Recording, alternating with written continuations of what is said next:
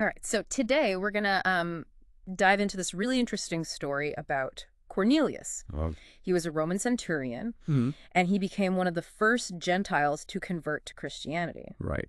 And you might be thinking, ancient history, interesting, but like, how does this relate to me? Yeah. Well, the source that we're looking at today is a sermon celebrating a church anniversary. Uh-huh. And they're using Cornelius' story as a blueprint Okay. for how we can all prepare ourselves for deeper faith.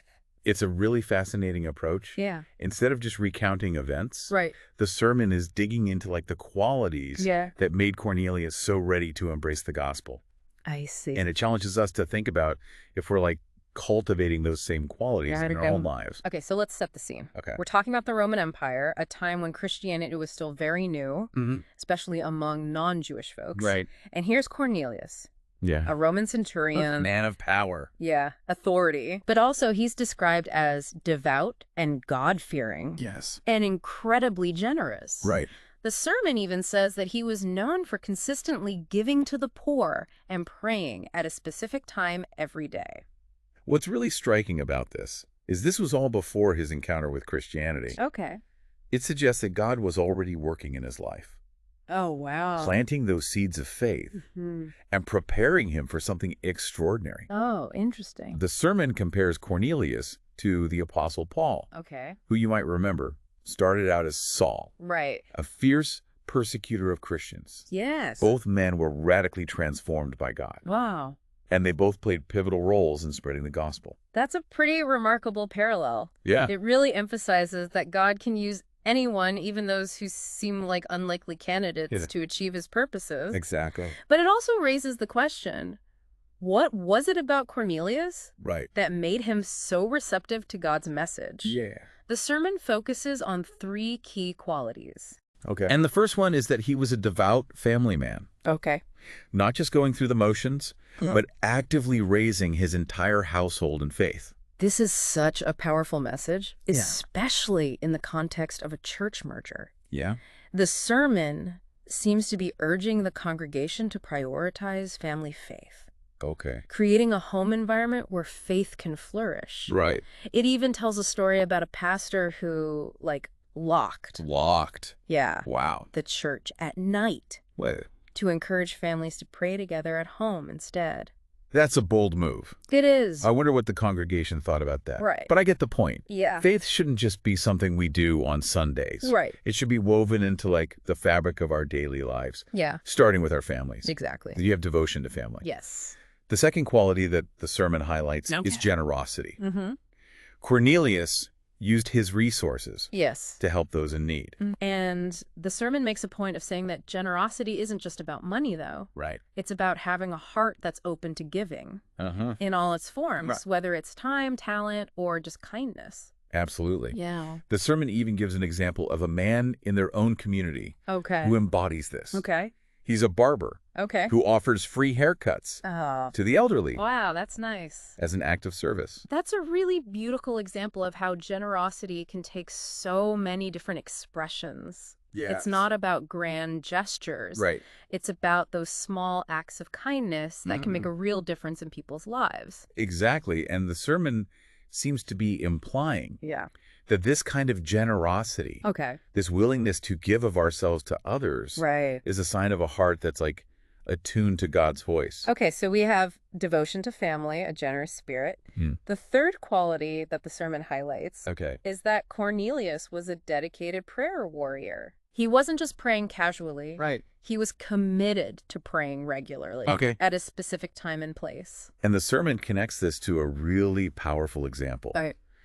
Even Jesus, who is divine, Right. made prayer a priority. Mm-hmm. If Jesus needed to commune with God the Father, Yeah, then how much more do we need to make prayer a cornerstone of our lives? that's a really good point. Yeah. The sermon then goes on to outline 3 key benefits Okay. of regular prayer. Mm-hmm. First, it helps us discern God's voice amidst all the noise of the world. Think about it. Yeah. We're bombarded with information and opinions and distractions all the time. It's true. It's easy to lose sight of what truly matters. Yeah. But when we cultivate a habit of prayer, Mm-hmm. We create space to listen for that still small voice that guides us. The sermon also highlights that prayer sharpens our spiritual tools for effective service. It's like we're going into a spiritual workshop. Okay. And honing our skills of compassion and empathy and discernment. I like that analogy. It's like we're sharpening our tools. Exactly. So that we can then go out and serve more effectively. It reminds me of that quote. Okay. Prayer is not asking. Mm-hmm. It is a longing of the soul. Okay. It is daily admission of one's weakness. Mm-hmm. It is better in prayer to have a heart without words than words without a heart. That's a beautiful way to put it. Yeah. It's not just about reciting words. It's about opening our hearts to God and allowing him to work in us and through us. Yes. And finally, the sermon emphasizes that prayer provides us with spiritual nourishment and strength. Like food for the soul. Yeah, exactly. Just as our bodies need physical nourishment to thrive, so do our spirits need spiritual sustenance. And prayer is like the primary way that we receive that nourishment. Yeah. It allows us to grow in faith and resilience. Okay, so we have these three powerful qualities: devotion to family, generosity, and a commitment to prayer. And the sermon suggests that these were the very things that prepared Cornelius to receive the gospel. Right. But how did that actually happen? Yeah. How did a Roman centurion living in the heart of the Roman Empire come to embrace the message of Jesus? Well, the sermon tells us that God orchestrated a series of events that brought Cornelius and the Apostle Peter together. Okay. It starts with Cornelius having a vision. A vision. An angel appears to him. Wow. And tells him to send for Peter. Okay. Who was in a nearby town called Joppa. Now, you have to remember, at this point, the early church was primarily made up of Jewish believers. There were significant social and religious barriers between Jews and Gentiles. It's fascinating, isn't it? Yeah. You have this Roman centurion, a symbol of Roman power and authority, being instructed by an angel to seek out a Jewish apostle. That's incredible. It suggests that God was already blurring those lines. Wow. Setting the stage for a more inclusive understanding of faith. It's like God was saying, my love and grace extend beyond any boundaries you might try to impose. Exactly. But it wasn't just Cornelius who was being prepared for this encounter. Right. The sermon says that while Cornelius was having his vision, Peter was having his own. And this vision was quite striking, to say the least. Okay. Peter sees a sheet descending from heaven. Okay. Filled with all sorts of animals, considered unclean. Unclean? According to Jewish law. A sheet full of unclean animals. Oh. Okay, I have to admit, that sounds a little strange. It does. What was the point of that? Well, it was a powerful symbol. Okay. A direct challenge to Peter's deeply held beliefs. I see. A voice from heaven tells him to kill and eat these animals. Okay. But Peter, being a devout Jew, refuses. Of course. He had been taught his whole life that these animals were forbidden. Right, right. So the vision actually repeated itself 3 times. 3 times? And each time the voice insists that Peter should not call anything unclean. Wow. That God has cleansed. Oh. It was a clear message that the old distinctions between clean and unclean were being abolished. Wow. That God's grace was extending beyond the boundaries of Jewish law. I see where this is going. Yeah. God was preparing both Cornelius and Peter for this groundbreaking encounter. Yes. Breaking down centuries of cultural and religious barriers. Right. In the process. And it wasn't just about these 2 individuals. Right. The sermon emphasizes that this meeting was a pivotal moment for the entire Christian movement. Okay. It signaled a shift away from a purely Jewish understanding of faith. Right. Toward a more universal, inclusive embrace of all people. So Cornelius sends his men to Joppa to find Peter. And Peter, still pondering this strange vision, agrees to go with them. Right. When he arrives at Cornelius's house, he finds a group of people eagerly waiting to hear his message. And it wasn't just Cornelius who was waiting. Oh. It was his entire household. Wow. Along with close friends and relatives. They were all gathered together, expectant, ready to hear what Peter had to say. It's almost like they sensed that something extraordinary was about to happen. The sermon highlights this detail to emphasize the collective nature of faith. Okay. It's not just about individual conversion experiences, but about communities coming together to seek God and support one another. And remember, the context here is a church merger. Right. A coming together of 2 separate congregations. I see the connection. Yeah. The sermon is drawing a parallel between Cornelius's household gathering to hear Peter's message and this newly merged congregation coming together to seek God's guidance and purpose. That's a really subtle but powerful way of connecting this ancient story to the present-day experience of the listeners. Exactly. So Peter, recognizing the significance of this moment, delivers a powerful sermon about Jesus, his death and resurrection, and the forgiveness of sins offered to all who believe. And this is where the story gets really amazing. Okay. While Peter's speaking, the Holy Spirit descends upon everyone present, Jew and Gentile alike. The sermon describes it as a visible manifestation of God's power. Right. A tangible sign that the gospel was truly meant for all people, yes, regardless of their background or ethnicity. It's like God himself was saying, yes, this is what I intended all along. My love knows no bounds. What an incredible moment that must have been. Yeah. But what does all of this mean for us today? Thousands of years later, what can we learn from this ancient story? Well, I think one of the key takeaways is that God is always at work, preparing people and orchestrating events, even when we're completely unaware of it. That's a good point. It's a reminder that we're not just passive bystanders in God's plan, but that he's actively seeking us out, preparing us, and calling us to participate in his purposes. It's like we're all part of this grand tapestry. And God is the master weaver, intricately connecting our lives and stories in ways we could never imagine. It's beautiful. And the story of Cornelius also reminds us that God often uses unexpected people and situations to achieve his goals. I mean, who would have thought that a Roman centurion would play such a pivotal role in the early church? It really challenges us to be open to the unexpected, to see God's hand at work in places we might not anticipate. It's about letting go of our preconceived notions of how God should work and being willing to embrace the surprises he throws our way. The story also drives home the point that true faith isn't about rigid rules or ethnic boundaries. It's about a heart that's open to God. A willingness to follow his leading and a commitment to loving and serving others. It's about recognizing that in Christ, all those dividing lines, ethnicity, social status, background, they all fade away. We are all one in him. That's such a powerful message. It is. Especially in the context of a church merger. It's like the sermon is saying, look, just as God broke down the barriers between Jews and Gentiles in the early church, he's calling us to break down the walls that separate us and embrace the unity that he desires for his people. Exactly. So how does the sermon tie all of this back to the idea of being prepared, like Cornelius was? Well, remember those three qualities we talked about earlier? Devotion to family, generosity, and a commitment to prayer. The sermon suggests that these are the very things that made Cornelius receptive to the gospel. I see. And ultimately led to his conversion. So it's not just about hearing the message.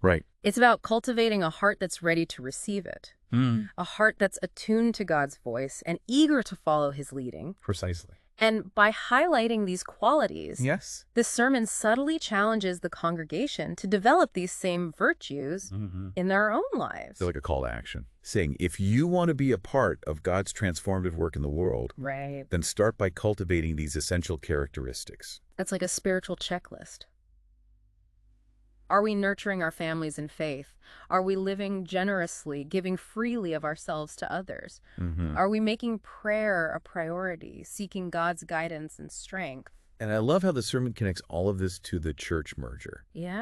It's like saying, just as Cornelius was prepared to embrace a new community, so too must you be prepared to embrace this new chapter in your church's history. That's a beautiful analogy. It is. Cornelius's story becomes like a blueprint for navigating the challenges and opportunities that come with unity and growth. But I'm curious to hear how the sermon concludes. How does it leave the listeners feeling? Well, it ends with a question. A question. A question designed to spark introspection and challenge the listeners to apply what they've learned. The sermon asks, if God prepared Cornelius, is he also preparing you for something? That's such a powerful question. It really makes you think, like, what is God preparing me for? And it's not just like a theoretical question. It's a call to action. Okay, I see that. It's saying, hey, look at Cornelius. God prepared him for something amazing. Right. What is God preparing you for? That's really cool. And it's interesting because the sermon doesn't really say what exactly Cornelius was being prepared for. Yeah, it's a little bit mysterious. But I think that adds to the power of the story. I think so too. It's like we're invited to fill in the blanks with our own lives and experiences. Exactly. Because we're all on this journey of faith and we're all being prepared for something. It might not be as dramatic as what happened with Cornelius. Yeah. But it's still important. Absolutely. Huh. And I think the sermon is trying to get us to think about that. Yeah.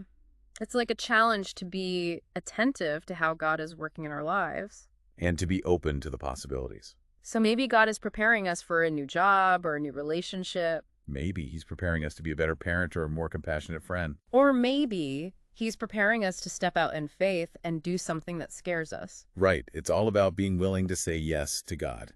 So how does the sermon connect this idea of being prepared to the actual events of Cornelius's life? Well, remember those 3 qualities we talked about earlier? Devotion to family, generosity, and prayer. Exactly. The sermon suggests that those were the very things that made Cornelius so receptive to the gospel. They made him ready. Yeah, he wasn't just going through the motions. It was more than just showing up on Sundays. He was a way of life. And because of that, when Peter showed up at his door, Cornelius was ready to hear the message. He was prepared to embrace the truth. So it's not just about hearing the words. No. Yeah. It's about having a heart that's open to receiving them. It's about cultivating that fertile soil. So that the seeds of faith can take root. Now, the sermon doesn't go into a lot of detail about what happened after Cornelius converted. Yeah, it focuses more on the preparation leading up to that moment. But I think we can assume that Cornelius went on to live a life that was transformed by his faith. I think that's a safe assumption. The sermon is using his story as an example for the congregation. Yeah, it's saying, look, Cornelius was a real person, just like you, and God did amazing things in his life. So it's like a message of hope and possibility. And a challenge to live up to that example. And I think that's a really powerful way to end this deep dive. Yeah. It leaves us with a lot to think about. About how we're being prepared and what God might be calling us to do. Yeah, it really does make you think, like, am I even paying attention to how God might be preparing me? Right. Are we so caught up in our day-to-day lives that we miss those little nudges? Those hints. Yeah, those whispers from God saying, hey, I've got something special for you. And it's not always like a big booming voice from heaven. No, sometimes it's a quiet prompting. A sense of unease with the status quo. A longing for something more. Yeah, like that feeling that you're meant for something bigger. And I think that's what's so cool about Cornelius' story. Yeah. It reminds us that God can use anyone. Even a Roman centurion. Exactly. Yeah. Even someone who seems totally unlikely. So what was it about Cornelius that made him so ready? Well, the sermon keeps coming back to those 3 qualities. Okay. Devotion to family. Yes. Generosity and prayer. Those were the things that shaped his heart. And made him receptive to the gospel. It's like he was building a foundation. Okay. A foundation of faith that was strong enough to support the weight of this new truth. I like that. And it makes me wonder, like, what are we building our foundations on? Right. Are we investing in our families and our communities? Are we using our resources to help others? Are we spending time in prayer, listening to God's voice? Because those aren't just like good deeds or religious rituals. They're the building blocks of a life that's ready to be used by God. They're the things that prepare us to embrace his call. And, you know, the sermon doesn't really say what Cornelius was being prepared for specifically. Yeah, it leaves that kind of open-ended. But I think that's part of the point. Okay, so it's not about knowing exactly what God has in store for us. It's about being ready for whatever it is. It's about trusting that he has a plan. And surrendering to his will. That's pretty powerful. So as we kind of wrap up this deep dive into the story of Cornelius, I'm just left with this sense of hope and possibility. Me too. Like God can use anyone. Right. No matter who we are or where we come from. And if we're willing to prepare our hearts. If we're willing to cultivate those qualities of devotion, generosity, and prayer. Then who knows what amazing things God might do in our lives. And through us. It's really exciting to think about. Thanks for diving into this with me. My pleasure.